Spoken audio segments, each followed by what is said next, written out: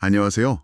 오늘 저희는 청취자분께서 공유해 주신 API 테스팅 관련 기술 문서를 한번 깊이 파고 들어보겠습니다. 네, 프로그램들이 서로 어떻게 대화하는지, 뭐랄까, 그 중요한 소통 창구를 어떻게 점검하는지에 대한 내용이죠. 네, 보내주신 자료들을 쭉 보니까요.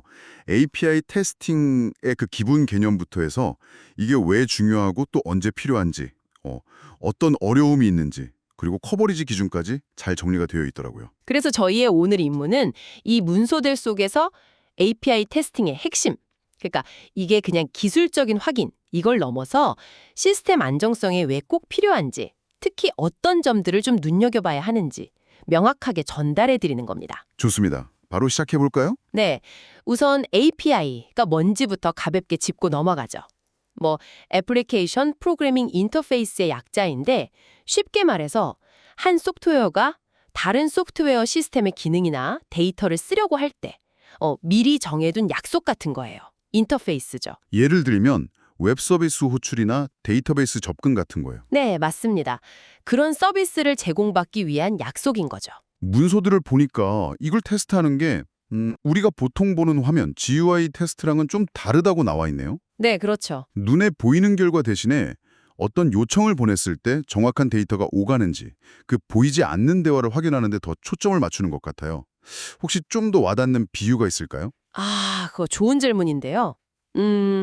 API를 식당 주방에 아주 정확한 양식으로 주문하는 주문서 양식이라고 한번 생각해 볼까요? 주문서 양식이요? 네. 정해진 그 양식, 그러니까 API 규격에 딱 맞춰서 요청, 즉 주문을 해야 원하는 서비스 음식을 제대로 받을 수 있는 거죠. API 테스팅은 이 주문서 양식이 명확한지, 또 주방이 어떤 주문에도 그러니까 정상적이든 좀 이상한 주문이든 잘 대응하는지 확인하는 과정이라고 볼 수 있습니다. 아하, 비유 좋네요. 이해가 확 됩니다. 그럼 이 테스트가 왜 그렇게 중요할까요? 자료에서 네거티브 테스팅의 중요성을 되게 강조하던데요. 이건 어떤 의미인가요? 네, 이게 아주 핵심적인 부분입니다. 사실 API는 개발자가 딱 의도한 대로만 쓰이지는 않거든요. 그렇죠. 사용자들이 어떻게 쓸지 모르죠. 맞아요. 실수로든 아니면 악의적으로든 전혀 예상치 못한 방식으로 사용될 때 시스템이 그걸 못 버티고 오작동하거나 멈추면 큰일 나잖아요. 네. 네거티브 테스팅은 바로 이런 의도치 않거나 비정상적인 사용 사례들을 미리 테스트해서 시스템이 얼마나 튼튼하게 오류를 처리하는지 검증하는 겁니다. 뭐랄까 안정성 확보의 최전선이라고 할 수 있죠. 개발자가 생각지도 못한 사용법까지 미리 대비해야 한다는 거네요. 와, 흥미롭습니다. 네. 또 문서에서는 조합 테스팅이라는 것도 언급하던데요. 이건 여러 API를 같이 쓸 때의 문제인가요? 정합합니다. 개별 API는 문제가 없어도 여러 API가 특정 순서로 호출되거나 다양한 매개 변수 값들이 막 섞여서 사용될 때 그때 예상 못한 충돌이나 문제가 생길 수 있거든요. 조합 테스팅은 바로 이런 복잡한 상호작용 속에서 숨겨진 위험을 찾아내는 아주 중요한 과정입니다. 은근히 여기서 치명적인 버그가 발견되기도 하고요. 그렇군요. 시스템 간 연결이 좀 느슨할 때, 그 느슨한 결합이라고 하던데 그때 발생할 수 있는 트랜잭션 손실이나 타이밍 문제 같은 위험도 지적되어 있었어요. 네, 특히 요즘처럼 시스템들이 분산되어 있는 환경에서는 더 그렇죠. 메시지가 중간에 유실되거나 처리 순서가 꼬일 수도 있고요. 그럼 심각한 문제로 이어질 수 있겠네요. 네, 그래서 혹시 문제가 발생했을 때 시스템이 자동으로 복구를 시도하거나 재시도하는 그런 메커니즘이 얼마나 잘 작동하는지 철저하게 검증하는 게 필수적입니다. 결국 API를 제공하는 쪽에서는 서비스가 정말 끊기지 않고 안정적으로 돌아가도록 높은 가용성을 보장해야 한다는 말씀이시네요. 맞습니다. 특히 요즘 많이 쓰는 그 서비스 지향 아키텍처, SOA나 마이크로 서비스, 컨테이너 같은 환경에서는 이게 더 중요해지겠군요. 정확해요. 이런 현대적인 아키텍처들은 여러 서비스, 즉 API들이 서로 통신하면서 작동하잖아요. 네. 그렇기 때문에 각 연결고리의 신뢰성이 전체 시스템의 안정성을 그냥 좌우해버립니다. SYA는 네트워크 기반으로 서비스들이 통신하고, 마이크로 서비스는 큰 앱을 작은 독립 서비스로 나누고, 컨테이너는 이런 서비스들을 일관되게 배포하는 방식인데, 전부 API 테스팅의 중요성을 더 부각시키는 환경이죠. 그런데 자료를 보면 이 테스트가 좀 기술적인 전문성이 필요하고 GUI가 없어서 어렵다는 이야기도 있어요. 이건 왜 그런 건가요? 아무래도 사용자가 직접 눈으로 보고 클릭하고 이런 화면이 없기 때문이죠.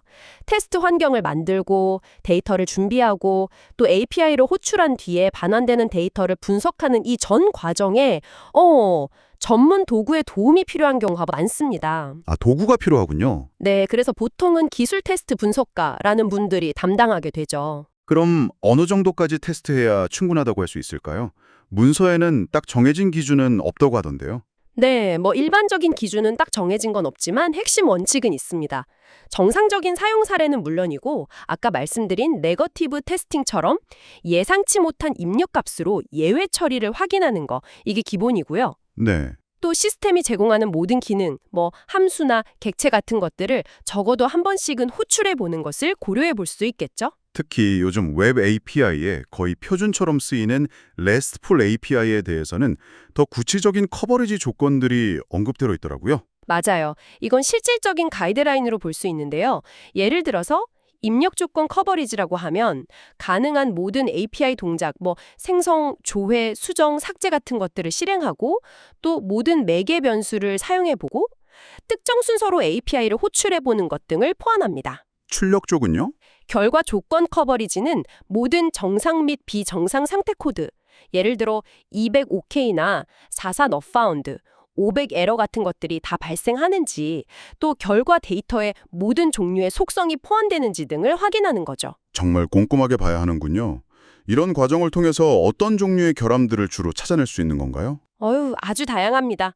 인터페이스 규격 자체의 문제부터 시작해서 데이터를 잘못 처리하는 오류, 시스템 간의 타이밍이 안 맞는 문제, 또 트랜잭션 처리가 누락되거나 중복되는 경우, 그리고 오류 상황에 대한 예외 처리가 미흡한 부분 등등 시스템에 숨겨진 약점들을 발견해낼 수 있습니다. 와, 정리하자면 API 테스팅은 시스템들 사이에 그 보이지 않는 다리가 튼튼한지 확인하는 정말 핵심적인 활동이군요. 그렇죠. 단순히 기능이 동작하는지만 보는 걸 넘어서 예상 못한 사용이나 복잡한 조합, 또 장애 복구 능력까지 깊이 있게 검증하는 과정이고, 특히 RESTful API 환경에서는 구체적인 커버리지 기준을 이해하는 게 중요하겠네요. 네, 그렇습니다. 자, 오늘 저희가 함께 살펴본 이 API 테스팅에 대한 이야기 어떠셨나요? 사실 청취자분들께서 매일 사용하시는 스마트폰 앱이나 웹사이트 뒤편에서는요, 정말 수많은 API들이 쉼없이 정보를 주고받고 있거든요. 네, 그렇죠. 정말 보이지 않는 곳에서 많은 일들이 일어나고 있죠.